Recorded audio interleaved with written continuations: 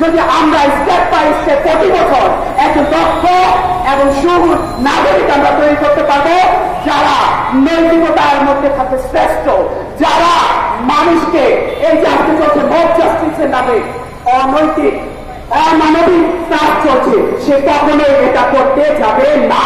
তাহলে আমরা চাই বৈষম্য দূর হোক, আমরা চাই সবাই মিলে সবাই একতাবদ্ধ হয়ে এই সোনার বাংলাকে উন্নত রাষ্ট্রে পরিণত করতে, যেখানে অভ্যন্তরীণ এবং বাহ্যিক যত ষড়যন্ত্র রয়েছে সব ষড়যন্ত্রকে আমার দেশের মানুষ, কারো সহযোগিতা নয়, পশ্চিমা সহযোগিতা নয়, আশেপাশের দেশের সহযোগিতা নয়, আমার দেশের সন্তান নিজের শক্তি বলে নিজের তেজস্ক্রিয়তায় সে নিজের দেশকে রক্ষা করবে।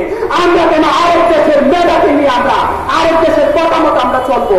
আমি যদি আমার নিজের সন্তানকে দক্ষ করে তুলতে পারি, তাহলে আমার সন্তানই আমার দেশকে উন্নয়নের পর্যায়ে নিয়ে যাবে। আমি এই বলে আমার সংক্ষিপ্ত বক্তব্য শেষ করছি। আল্লাহ হাফেজ।